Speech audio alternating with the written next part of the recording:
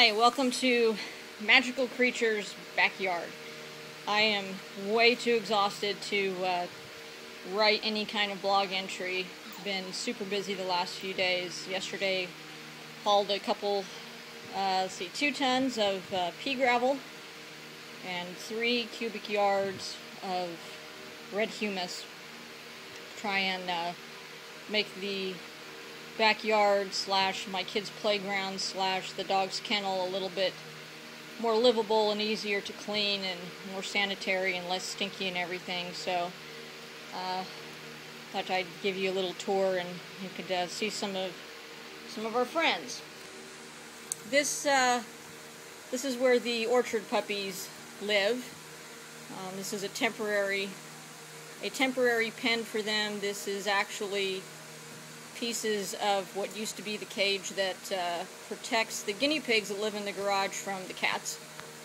So the cats currently have free reign over the guinea pig's cage. They don't do anything to hurt the guinea pigs. They just like to get in there and visit and just basically annoy them. We've got our 3 little puppies here. These are the guys that were giving us a lot of trouble last week.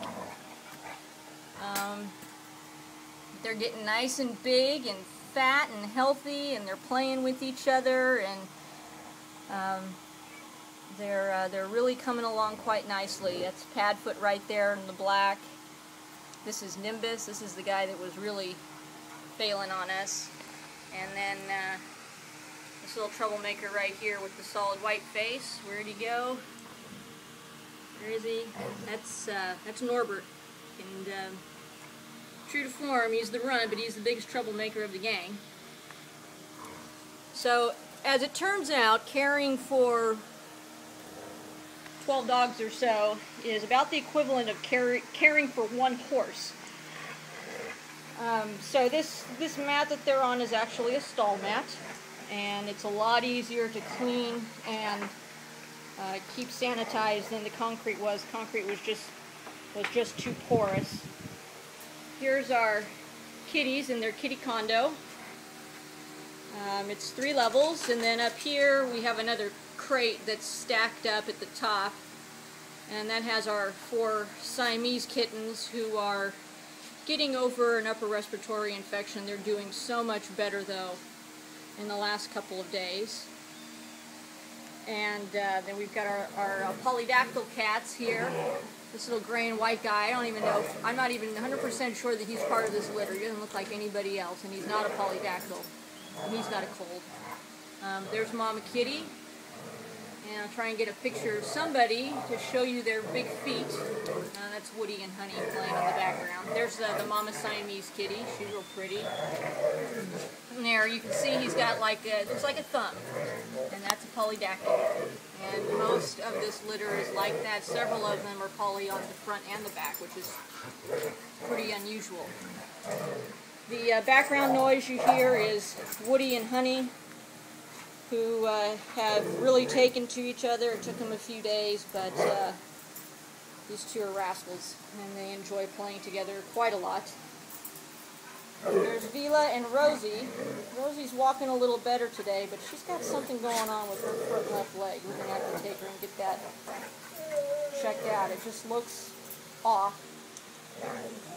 But now when you squeeze it, it doesn't really do anything. If you happen to notice that Vila has some blue stuff on her, that is Crayola's non-staining, washable, colored blue bubbles, which stain your hands and stain your dogs and stain pretty much whatever else they come into contact with. So he threw those away. Hi, honey.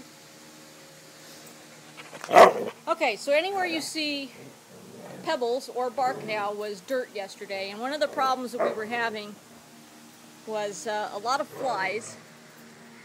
The flies were attracted by, the obvious culprits, but it was really hard to stay on top of the smell just because the dirt here is so hard. You can't turn it and rake it every other day, but I treated it over the weekend with some granulated lime, which was recommended by one of the online sources I found that was actually somebody who takes care of both dogs and horses. And so the granulated lime neutralizes the urine.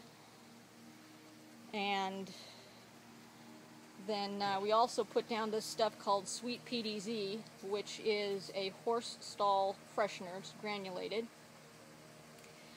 And it also neutralizes odors and kind of releases a sweet sort of scent. So basically it smells fresh.